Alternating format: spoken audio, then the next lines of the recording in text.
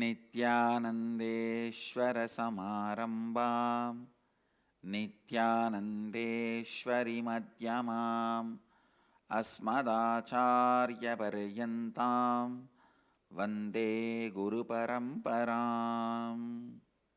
I welcome all of you, all the devotees, disciples, samajis, satsangis, Srimahans, Mahants, Tanedars, Kotaris,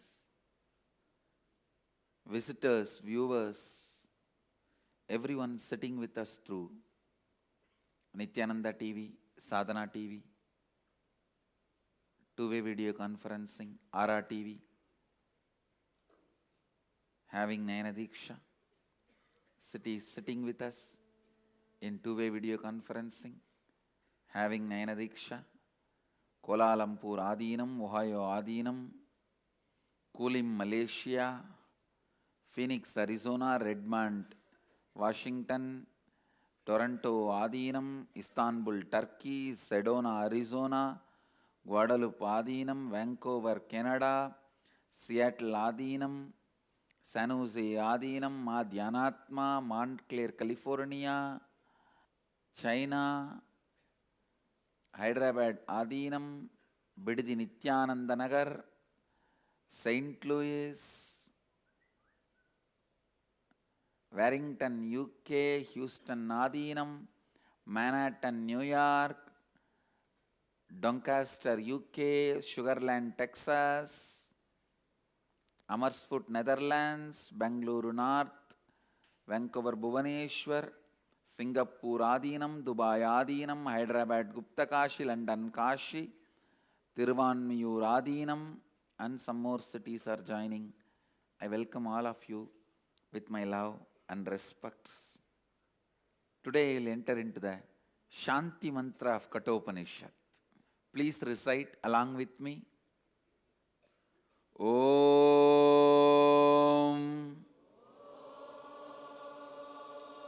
Sahana Vavatu Sahanau Bhunaktu Sahaviryam Karavavahai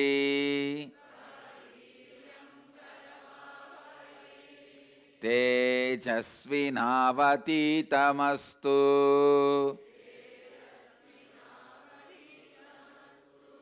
Ma Vitvishavahay. Om Shanti Shanti Shanti.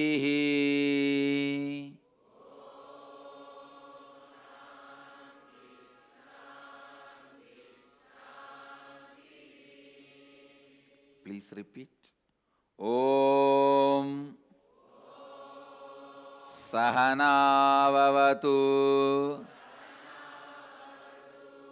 Sahanau Bhunaktu Sahaviryam Karavavahai Tejasvinavaditamastu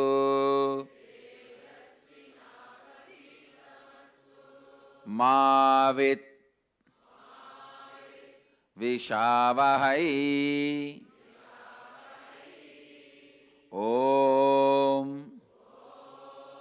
Shanti Shanti Shanti.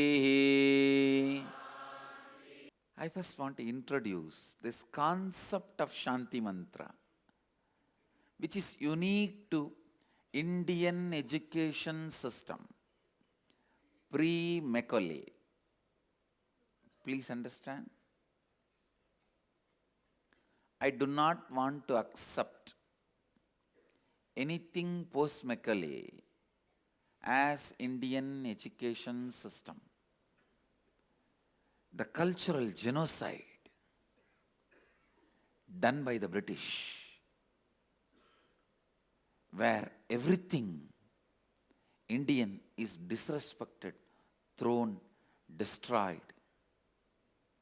Nothing Indian is respected as worthy. The deep self-doubt implanted into us, still we are not able to get out of it. Please understand. Still we are not able to get out of it. Still we are stuck with it. It has gone so deep into it, into our system. Still we are not able to get out of the self-doubt, self-hatred, self-denial we have been put in. So when I say Indian education system, I mean pre-Max Muller, pre-Macaulay. Our original education system. Listen, the Shanti Mantra concept is unique only to Indian education system. If you see the meaning of this mantra, it's so beautiful, where a student and the teacher, both of them sit together and say, let there be no enmity between us. Why will a student and teacher sit and pray to Lord, let there be no enmity between us? Understand? Unfortunately, many times, student denies the possibility of his ignorance and holds on to what he thinks as right. Master has to expose himself. Please understand, master has to expose student to himself. He has to expose him to himself, which creates a lot of pain.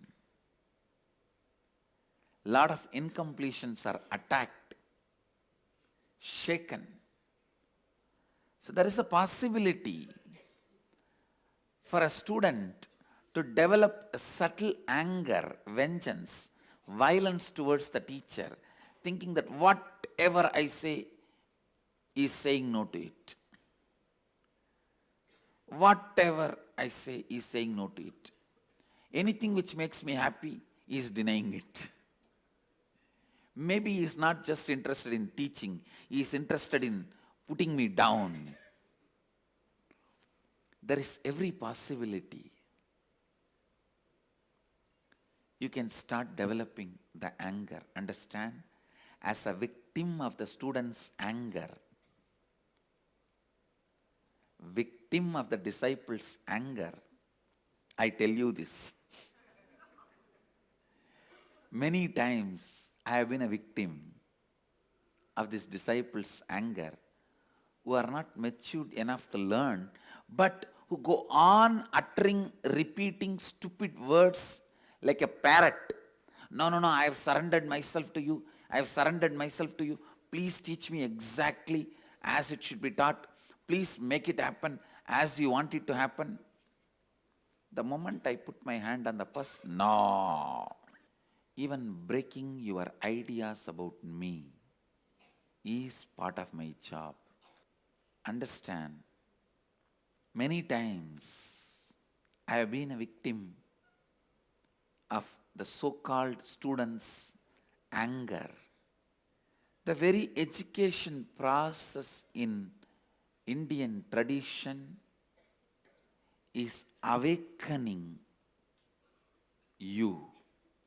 It is not just giving some words, ideas, concepts, theories, theologies. It is awakening you. Sometime the fact you are having may be right, but the context you are having will be wrong. So the fact also will be written off. Understand? The fact you are having may be right, but the context you are having may not be right.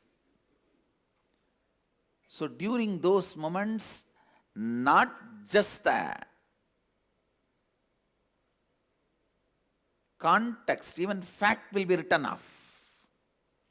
Till you change your context, this fact is not going to be useful for you anymore.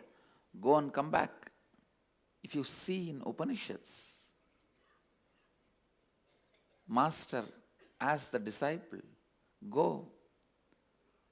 He gives 2 cows and says, go. Come back after it became 1,000 cows. When disciple comes back after it became 1,000 cows, Master says, no, go and come back.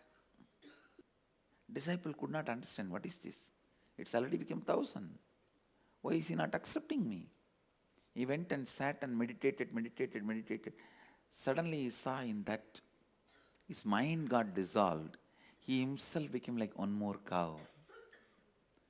When he realized the context of Master's words, came back with 1,000 cows.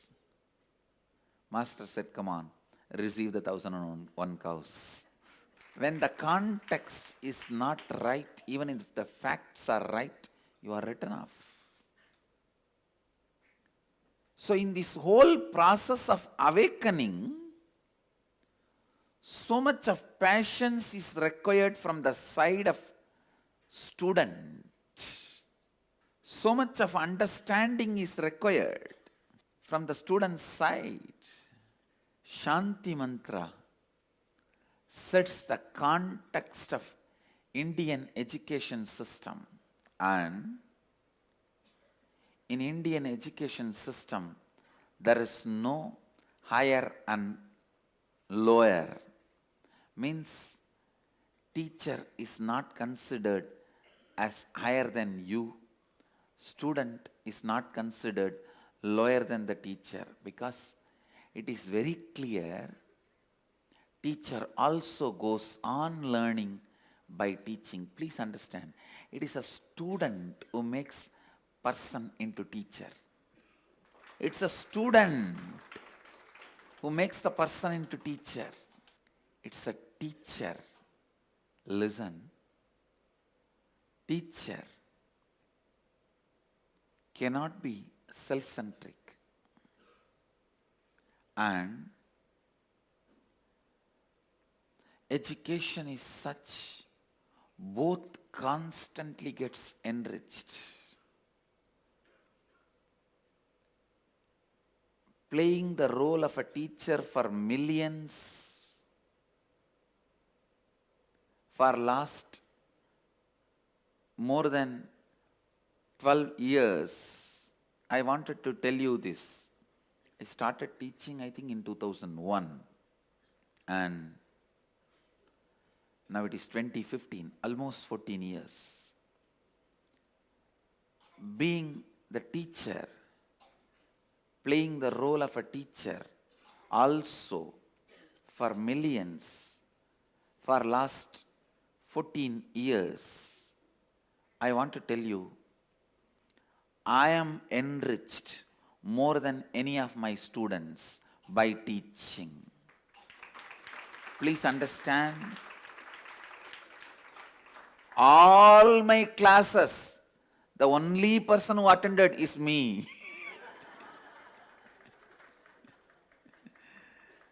The only person who attended all my classes is me. Students change, but teacher is same. And fortunately, I have the habit of sitting aside, sitting beside and listening to what I am saying. Understand, I am in such a peaceful space. Not only I am teaching, I am able to sit beside me and listen. Listen. Listen. Listening to Paramahamsa Nityananda for last 14 years, I am telling you, I am enriched more than any student.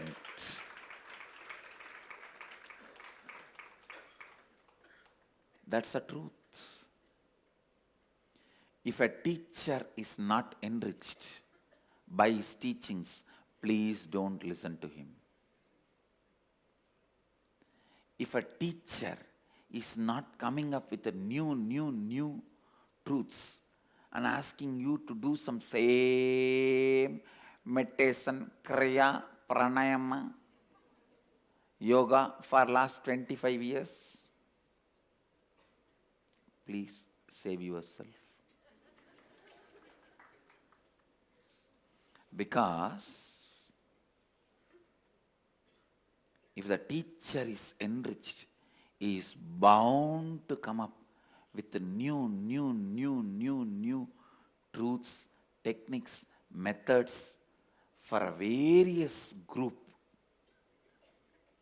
various level students.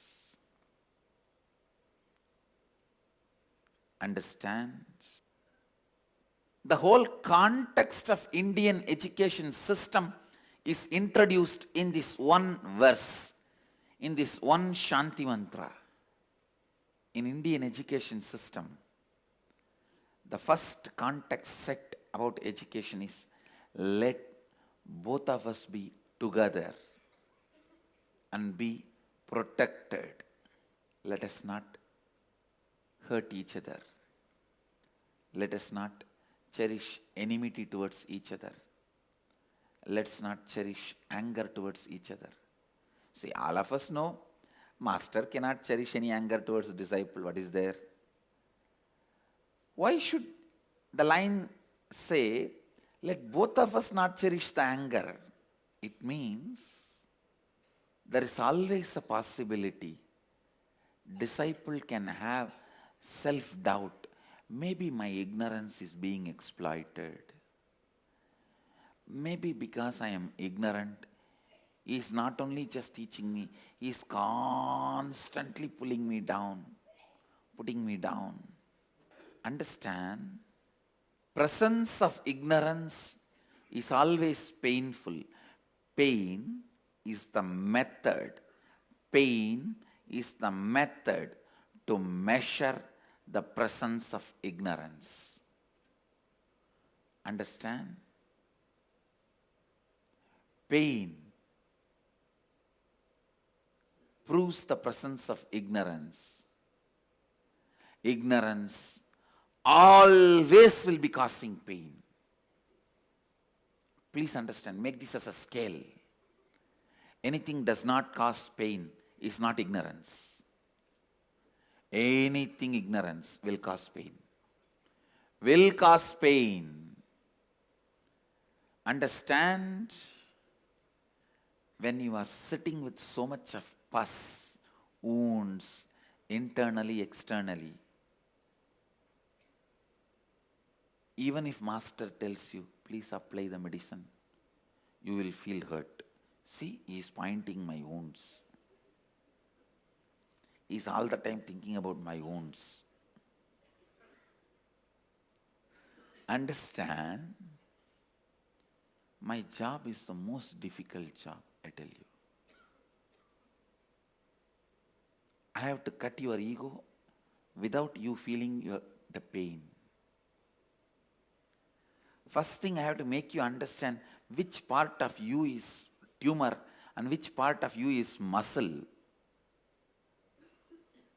Many times you associate your tumors as your muscle and tell me, hey, don't touch that part. No, that is me. Don't touch. But you go on telling, please Swamiji, do whatever you want. Please Swamiji, whatever you have to do. I have surrendered myself completely. Holding on to the tumor with both hands and both legs. Swamiji, you do whatever need to be done, Swamiji. I have completely surrendered myself to you, Swamiji. Please remove the tumors as early as possible, Swamiji. I am your disciple for last 4 years. Still you have not made me enlightened, Swamiji. What is this, Swamiji? You are wasting my time. What is this, Swamiji? I am not yet enlightened. Please, you make me enlightened, Swamiji. And I have surrendered myself to you completely, Swamiji. to make you understand what is tumor, what is your muscle, is the biggest job. Understand. Arrogance remembers the pain caused by others, not the benefits. Arrogance never lets you remember the benefits caused by the Guru. Only it remembers pain you created using the name of the Guru. The teacher's job is the most difficult job. Teacher's job is the most difficult job. He has to constantly deal with your conflicts, controversies, confusions. Morning you will say, please do what needs to be done and give me enlightenment. Evening you will come and say, I am giving up. I don't think either you are capable or I am capable of standing, living with you. And then again next day morning you come and tell, no, Swamiji, I have decided to surrender. Please awaken me, help me to become enlightened. Which one should I believe? So naturally I wait. When I wait, again I get blamed for that. So long I am here under your feet. Still I have not become enlightened. Arey, tell me, you have been under my feet, whether surrendering or to pull my feet. More number of times people have pulled this leg than the number of times they worshipped. That is why I sit down and teach.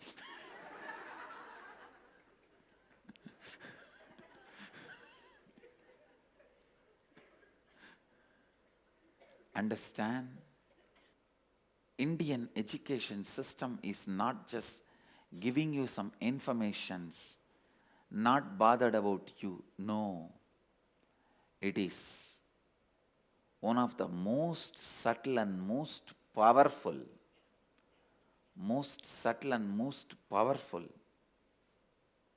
awakening system. Awakening means so much of involvement between Guru and disciple is required. That is why in original Indian education system, Guru and disciple are supposed to live together 24 hours. Disciple need to absorb the Guru, not observe. Absorb the Guru 24 hours. Please understand. Indian education system was never day scholar method. No. The day scholar method is the non-involvement narrative education system. Please understand, I am using a new word. Non-involvement narrative. Where the teacher talks to the blackboard, you talk to your neighbor, the classmate, friend, or the birds through the window. In the class, when you are sitting, if you are all the time gazing through the window, you are going to become a poet. All the time, if you are talking to your friend, you are going to become a politician. Now, the Indian education system is such. The original Indian education system is not non-committal narrative method. The teacher sits with the disciples. Disciples live with the teacher. 24 hours behaving, observing the behavior, the way teacher carries himself. I tell you, now it is time, as per the astrology, no theory can rule any human society which is imposed on that society more than 60 years. Now 60 years is over for the non-involvement narrative education system. I am telling you, future is Gurukul system. The future of education is where the teachers and students live together in one place. If needed, let the parents also stay there. But because basically kids do what you do, they won't do what you say. Understand? They do what you do. They won't do what you say. Whatever you do, simply they will do. They will never do what you say. Most of the time, they don't care for what you say. The future of the Indian education system, I can say, the future of any intelligent education system will be Gurukul system. I am not talking out of pride or arrogance. I am talking seeing the future. I am telling you, I will be leading this revival in the education system through our Gurukul system.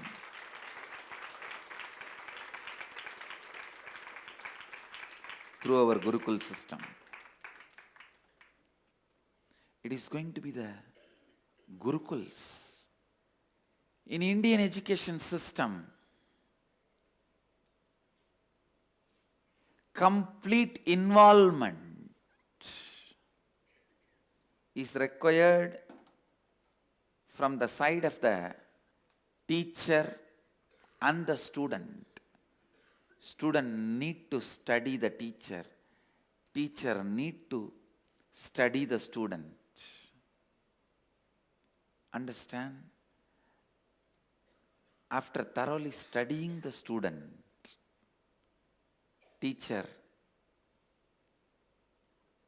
identifies the right subject in which the student will be successful.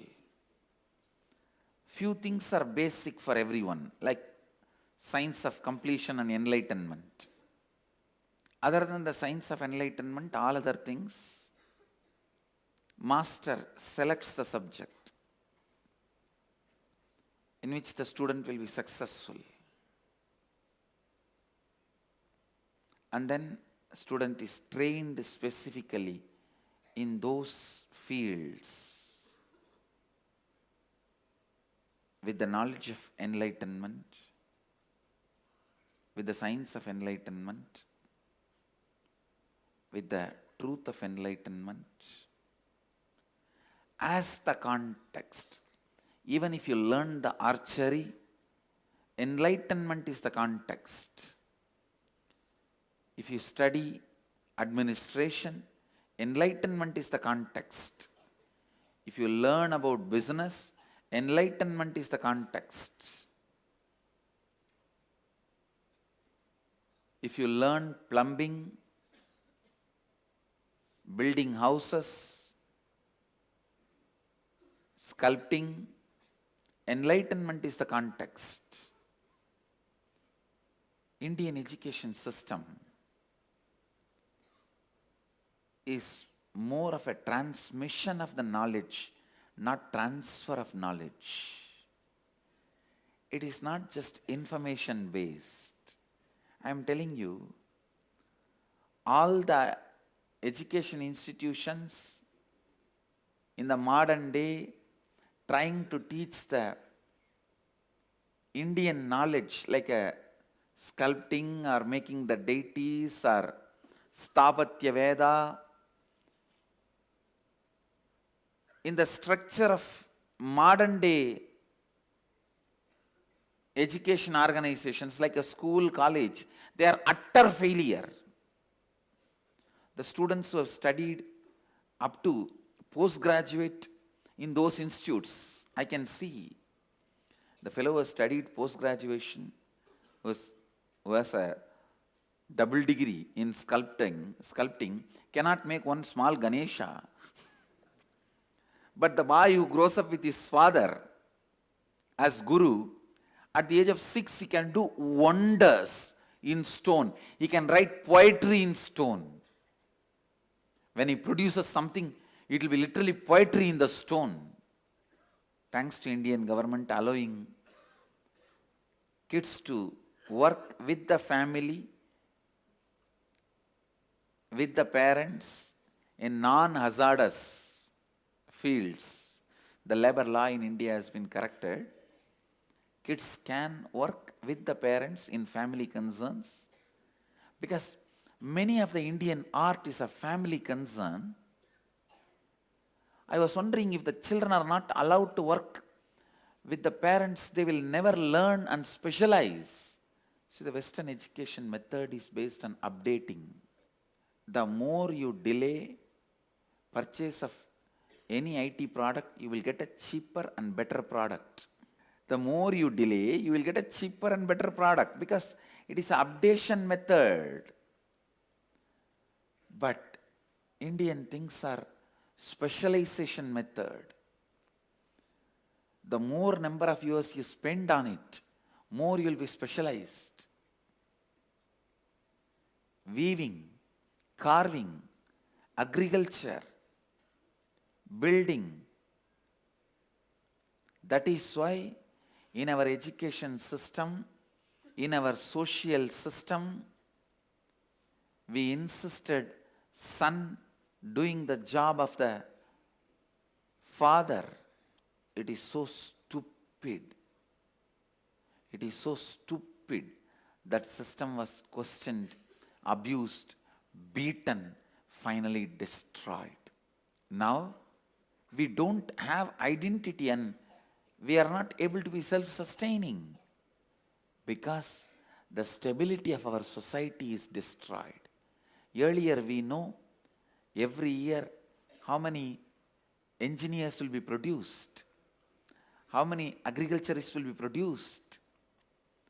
The whole society is so stable. Understand, it is the stability of the society decides the value of your currency, nothing else.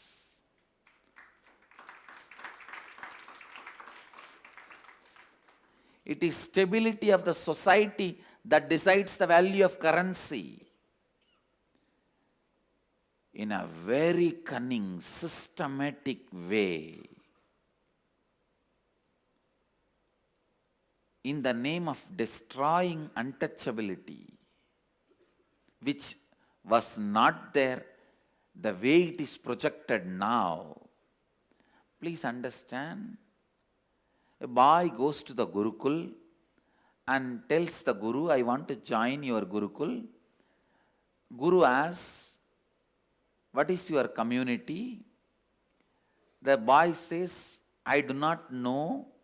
My mother is a dancer in the court, so I do not know who fathered me. I don't know my father's name, so I don't know my community. Immediately, Guru says, this level of integrity means you are a Brahmana. Come on, join the Gurukul. You are the highest order of the society. Understand? The order was not decided. The ladder was not just based on birth. You can always raise to that next level, or you can always climb the ladder by your integrity and authenticity. And if at all you wanted to bring equality, you should have made the people in the lower rung of the ladder to go to the top rung. But instead, cunningly, India has been culturally attacked and the top rung has been brought down to the lower. Understand, the people who constantly abuse you, that your culture, your community, your religion is based on caste system, they are not talking to elevate you, they are using it only to destroy you. Understand? They are creating the evil which was never part of our community system, our caste system. Blown out of proportion. We never had people as slaves. Please understand, India never had a slave and slave trade. These dogs who are keeping human beings as slave just because of the color of the skin come and abuse us here, that we are having untouchability. What a stupid, it's an extreme stupidity. Extreme stupidity. Human beings always will live as a small gangs and groups. We are a social animal. We will form our own society. It is natural. As if in the West there was no classification and division or what? It was all based on money. Here, at least in India, we were classified only based on knowledge. Beautifully, the society was balanced. Society was balanced. One group was empowered with knowledge, one was empowered with weapons. See, these are the four major powers of the society. One was empowered with wealth, currency, treasury. The another one was empowered with the land. Understand, the four division. The major powers of the society is these four: land, treasure, weapon, knowledge. All the four was distributed to four different groups. Society was so balanced, all four have to live together. Untouchability is invention and exaggeration. Invention and exaggeration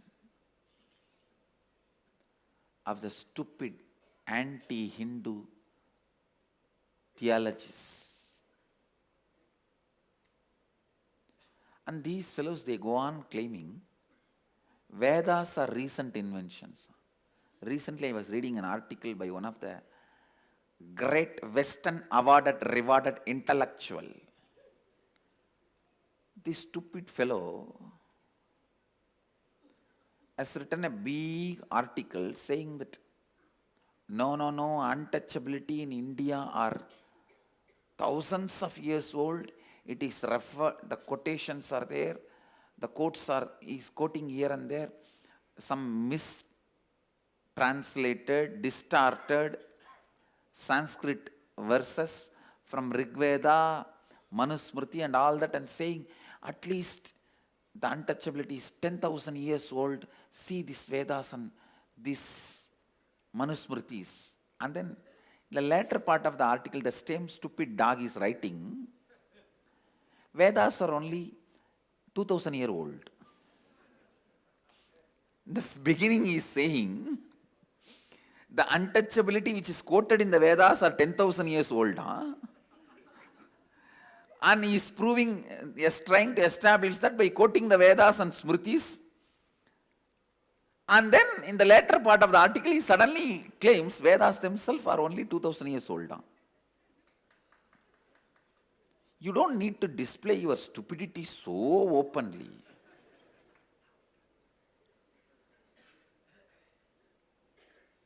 I just want to tell these fellows, don't open your mouth.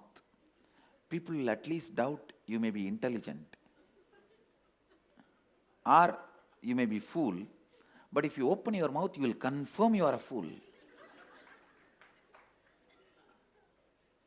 Now, if you don't open your mouth, people may just have a doubt you are a fool. If you open your mouth, you may confirm it. Now, is there no limit for abusing the Vedic tradition? The most sacred, oldest, ancient, living civilization, this Vedic tradition,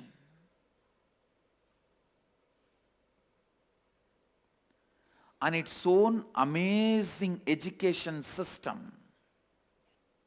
Indian historians go on feeling the guilt and repent, saying, oh, we never recorded the history properly, we never had the perfect calendar. What stupid thing you are talking? First, you will discard and destroy whatever we have, and then claim we don't have the sense of recording the history. No other civilization has recorded so beautifully, so thoroughly their whole history. Understand? At least last 100,000 years unbroken history we have recorded. We have it. Discarding all of that in the name of myth. Then what are you searching? So much of abusal has been done to Indian education system and Indian knowledge. Whatever is there you will discard or try to pick up few things only to abuse it. Now I am telling you, all this stupidity, the era of stupidity is over by 1978.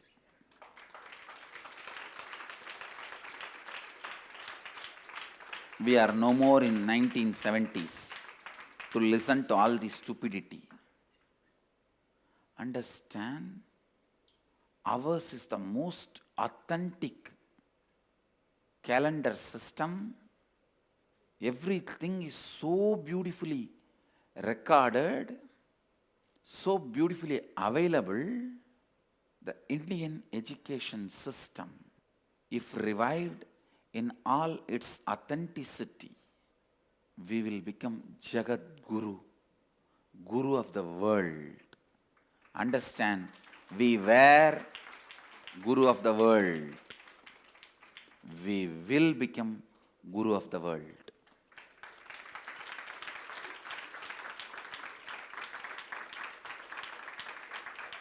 We were Guru of the world. We will become Guru of the world. The context the Shanti Mantra sets about the Indian education system is amazing, unimaginable.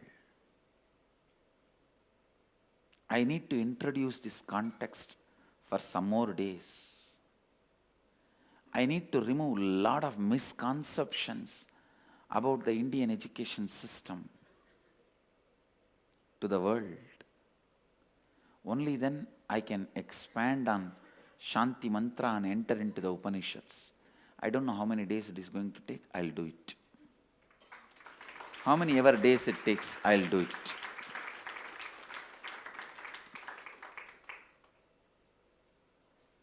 I'll continue to expand on the Indian education system and the context this Upanishad mantra sets about the Indian education system. I bless you all.